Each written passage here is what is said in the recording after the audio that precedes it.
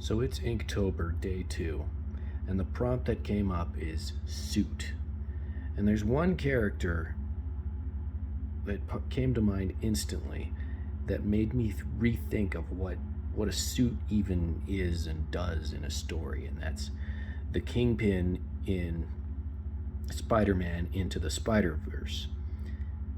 This version of the Kingpin by Lord and Miller is a cloud of darkness, essentially in the form of a suit, in the way that he eclipses our bright and colorful world of Into the Spider-Verse, which is accomplished by his not only his big box-like frame, but in the fact that the design team chose never to put rim lighting on him ever. He is like a black hole. The light and color from this world does not dance, does not play upon the fabric of his suit. It just eats it all up. And so, just as an experiment, this isn't anybody and I have no plans to use him.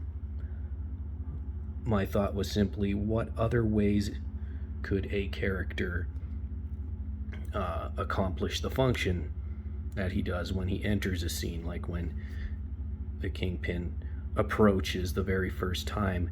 He is vertically eclipsing the world. He is enshrouding it. He's like a growing storm. Another time he comes in horizontally, taking up entire half of the screen with just his head attached to it, and the rest is a giant box of darkness, as another character is like, oh sorry Mr. Kingpin, I'm sorry. So I was like, well, let's play with diagonals.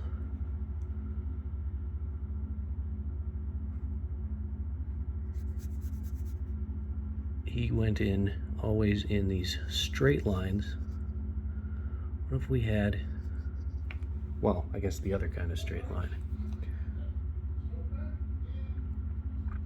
What if we have this very triangular, conical guy, which kind of makes him a little more of a subversive character versus his dominating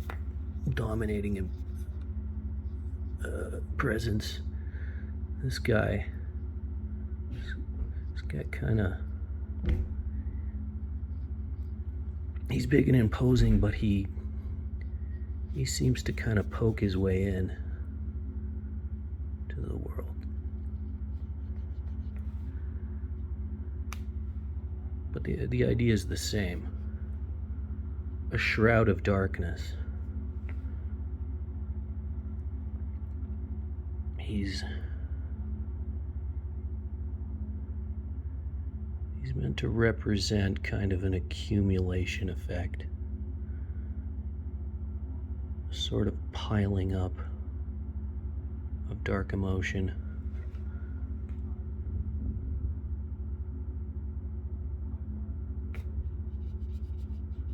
Which the Kingpin, I mean, his performance in emotional darkness is something I'll never forget. And I haven't really decided what this character here is about. Will I even use him? I don't know.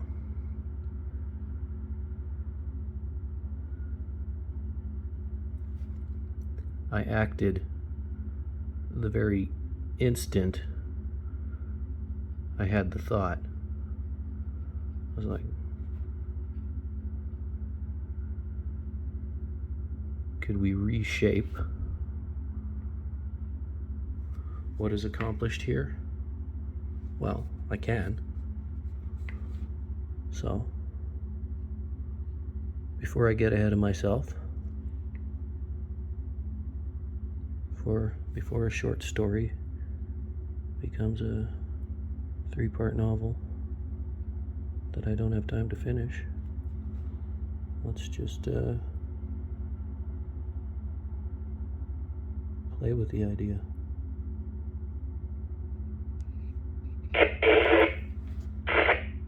Pardon my noisy radio.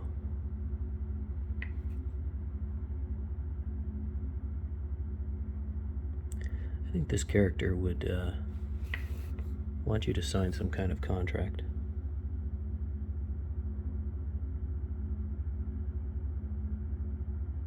I think he thinks that he's not so bad. He just needs to do this one more transaction.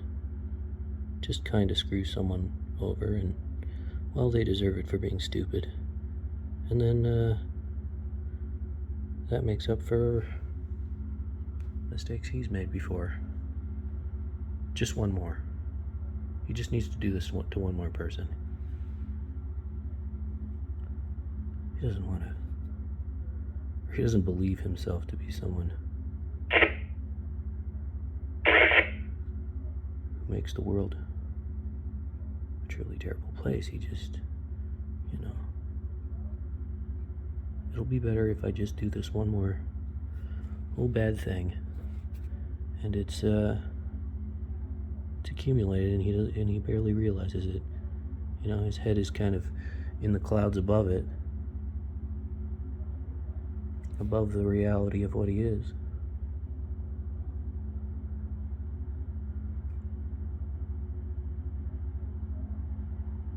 If we're gonna obey the rule that form follows function, that's how his metaphor kind of functions.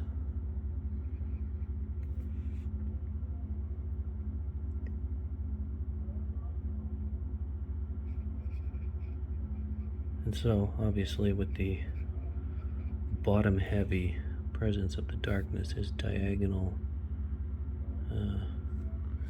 intrusion into a scene would always be from the bottom up.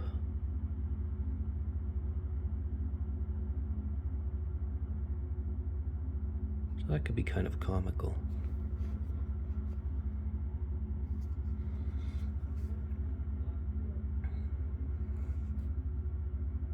There's opportunity to very slowly introduce him.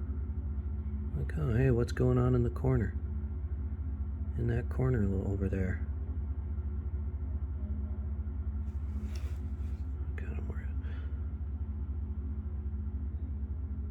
Didn't even plan for the way I talk to actually manifest in the area in which I'm painting. But,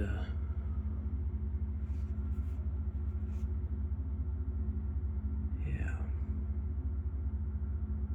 He can just, from the corner, just build his way subversively, taking over. It's the way I see this character. You always think you can handle what this guy's throwing at you. No problem. Contract. He's not gonna screw me over too bad. I have rights. I can hire lawyers too. What's the worst he could do to me?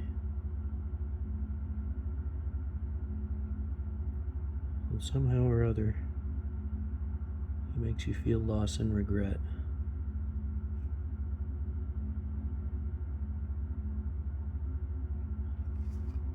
And you hate yourself more than him because you let it happen. You signed the dotted line.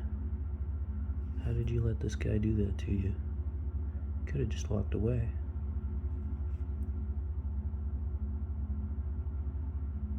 Could have said no. What power does he have over people? I mean, even your average out-of-shape person could outrun him.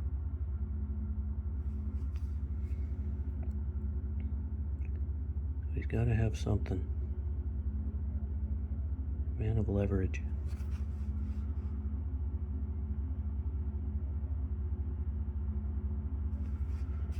I'm not getting a very sharp tip with my brush, or I am.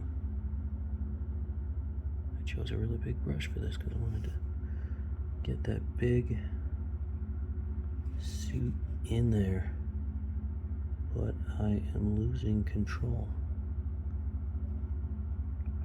Can his shoes be shiny? No, I want them to pass the silhouette test. And rim lighting, although it's a very good and very important technique, actually cheats the silhouette.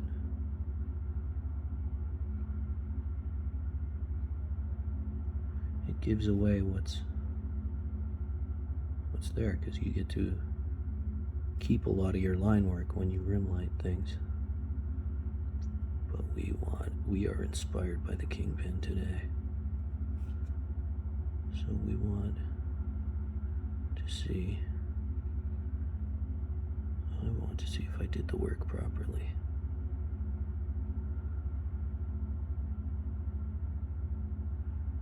Did I choose shapes that suggest what that is? I'll be using my sniper, little sniping tool, for my namesake, that's why. Because I know how. And it is more worthwhile. I mean, because look at this. Look at that. You don't get.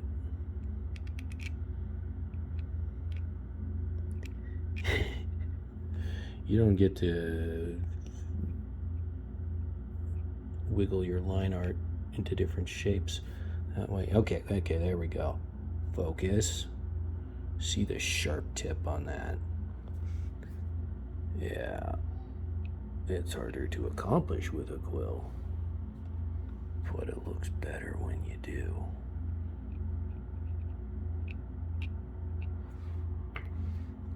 All right.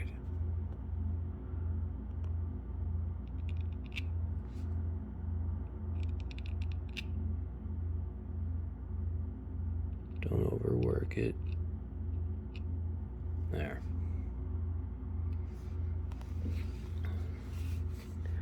That's being a real quill and ink artist.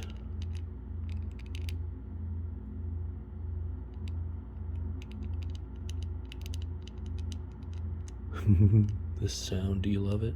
I do.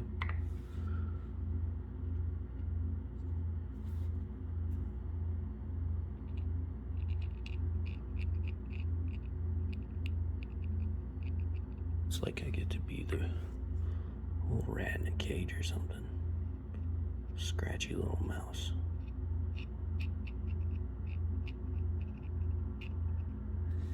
Etching out my own existence here. Scratching away. Clawing at something. Figuring things out. Like I said, no rim lights. Kind of looked like he had them when it was the pencil. See, we could do something like that, and normally that's a great idea. But that's not the plan today.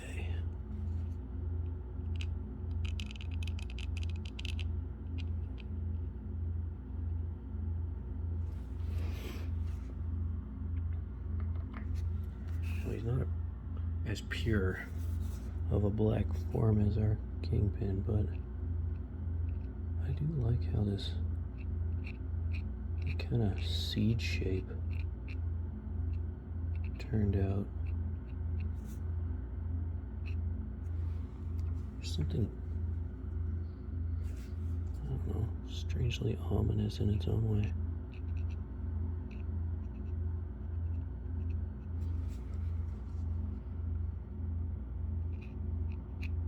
I know, it reminds me of the Eye of Providence, that's why.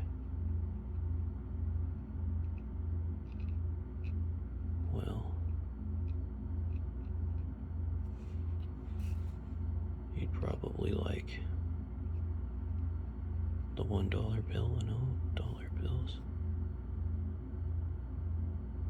That works for this guy. Now let's sharpen things. See, a micron has a rounded tip. Quills have got to be.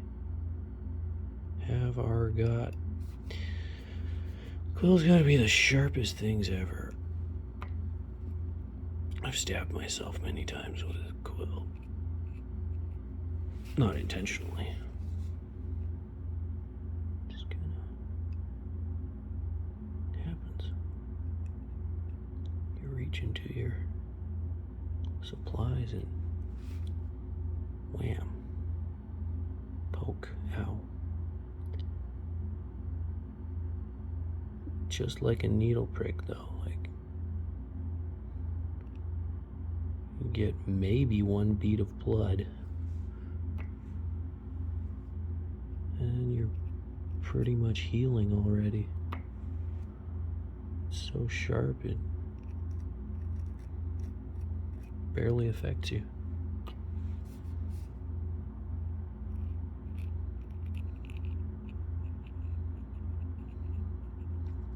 I kind of didn't really need to build that up further out.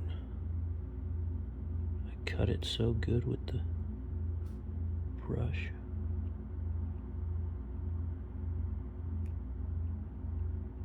Yeah, I like rim lighting there in any other character.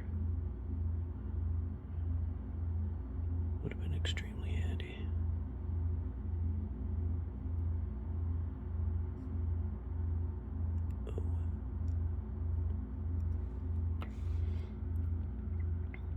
We do get visual separation of where his arm is. This is our big boy's belly. Ooh, we're squiggly. But see, I get to blame it on the paper because I bought really rough paper. See? I can hide my shaky hands into the medium.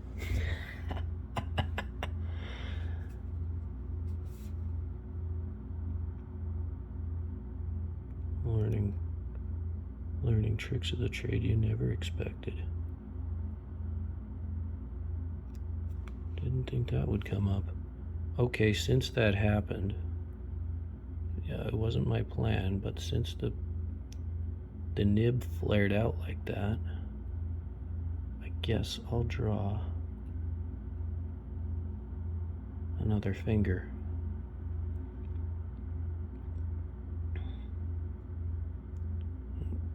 Well, the idea is that that's a knuckle, but better quit while I'm ahead. From a distance.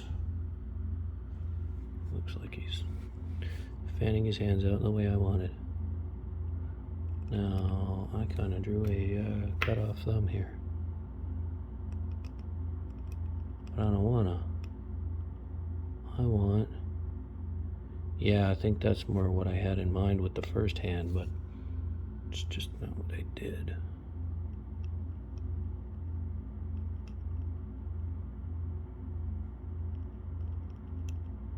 It is kind of troublesome doing pointed hand stylistic thing here.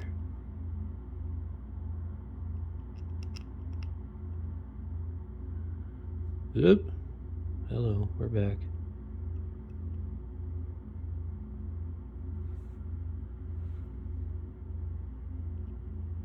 I mean, story-wise, obviously we're trying to make his appendages all needly pokey.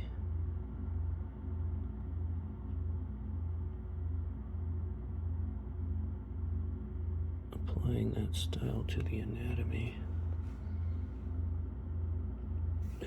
Well, I think it works better in some poses than in others. If you're actually trying to animate it, but you can see it work in Disney's Hercules. Okay, come on. My corners are turning into crosses. That is something that really frustrates me a lot. Because I just have to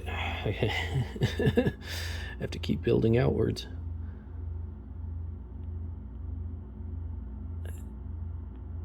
Because my quill goes too far. I need the lines to match up. I was doing it because I can see the pencil line of his arm all the way out to here. And I just want...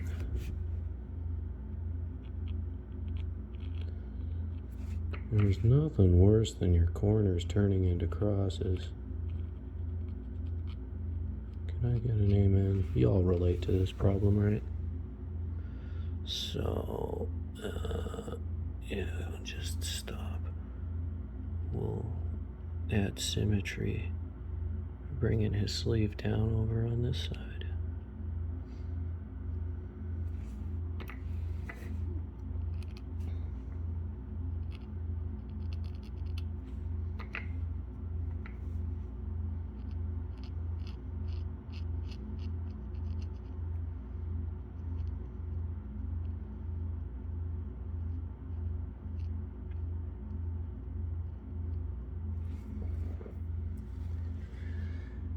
Okay, well, this is a fun part. Anytime you're enhancing the detail of a face, it's a lot more visually interesting for everyone involved. Me too, it's like, aha, this character makes even more sense.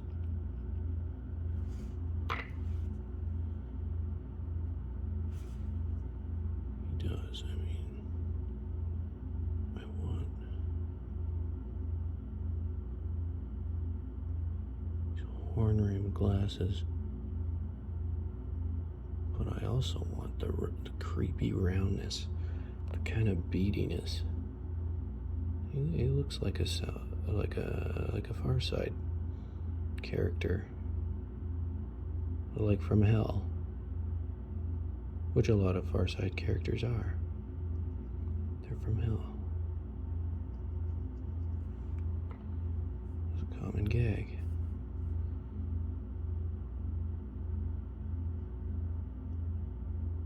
There's someone being tortured in hell. And now here's Peter at the gates. And cows. Don't remember the heaven and hell jokes, but I sure remember the cows. I need to get some dried ink off my quill nib. It's gumming me up.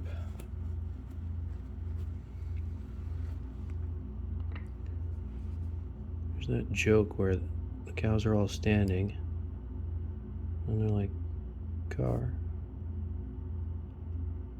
And so they all go back on all fours.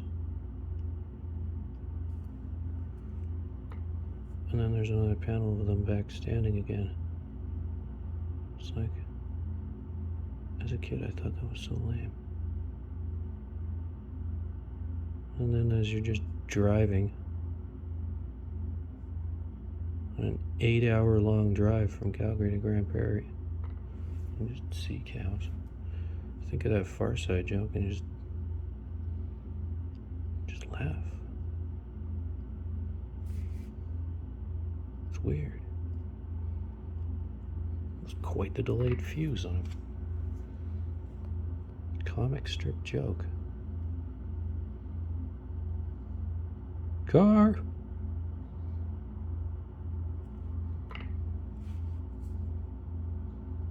Why? Why was that funny? I can't understand it. Oh, man. Okay, this is just gonna have to be like dark and shadowy.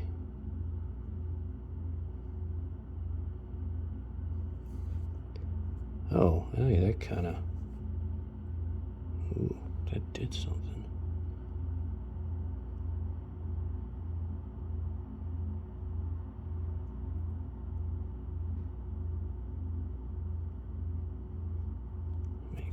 creepier. Yeah. It's a good thing my hand slipped. I like that. I have better brush control than I have quill control. I should have called myself the golden brush, because this is going to be a painful existence for me.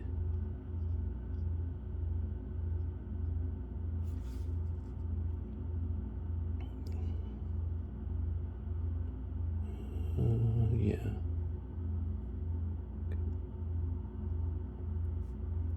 Backwards C is easier to draw. Okay, well,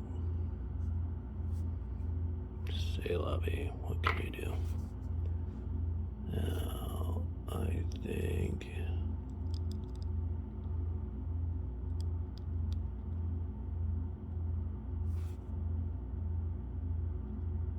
doing that before I draw his chin is wise, because I'm gonna lose control. Yeah, come on now.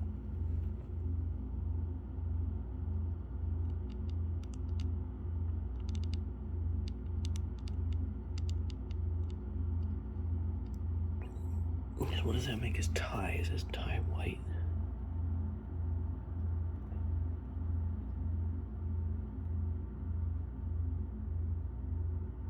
Collar.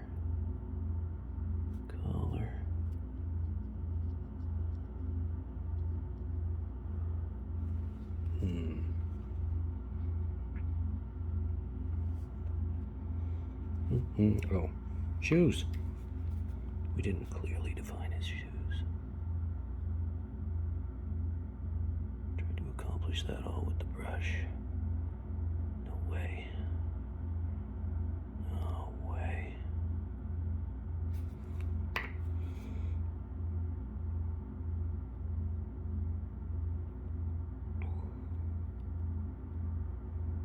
I like that little tick I made with the brush there. I'm going to keep that.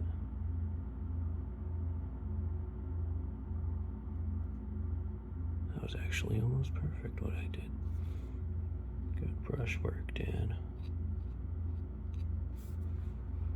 Why didn't I call myself the golden brush?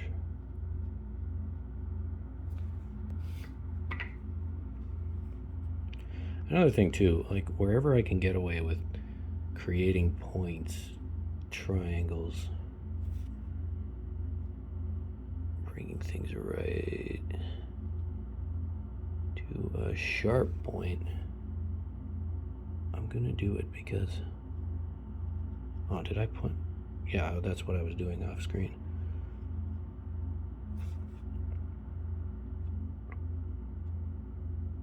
Because points can point to what's important.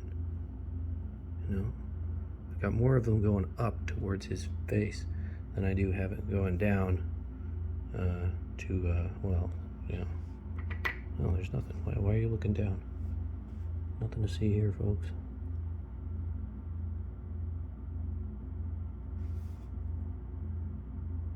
That just happened. Any arrows down just happened because if you're going to draw peaks, you're going to get valleys too. So,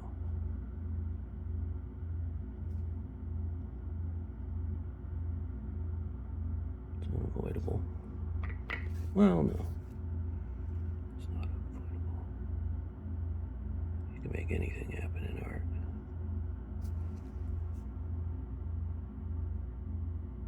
You can have peakless valleys. Valleyless peaks.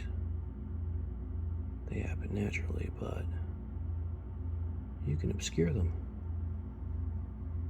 with trees and clouds.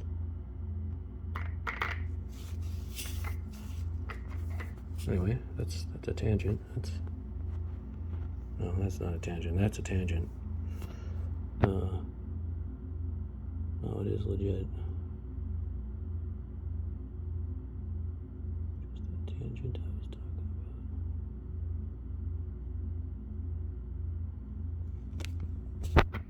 about. This side would be easy if I wasn't holding a phone in my left hand because I could stabilize the page.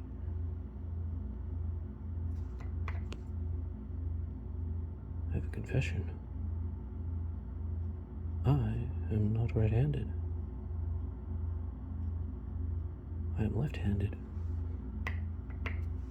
But I use my dominant hand to film with. Would you believe ambidextrous? No? Okay, it's true, I'm lying. It's a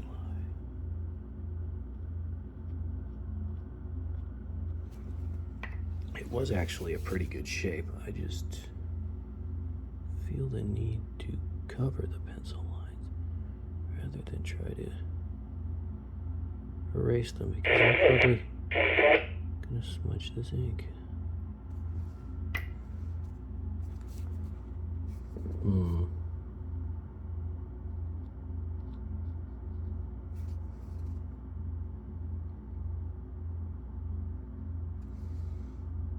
What? You're not seeing it. Come back here so you can see what I'm doing. I'm being a genius.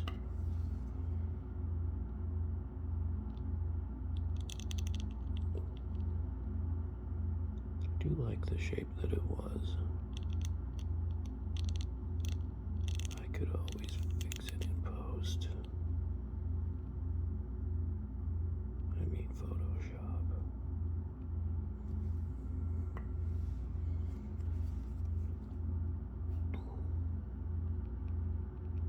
Yeah. It's like I had the right idea when I was using my brush. But that's not bad either. And there we go. There's our man. And our half-hour episode is up. Thank you for joining me in the joy of inking. I am your host, Dan Dirksen, the Golden Quill. And I'll see you next time.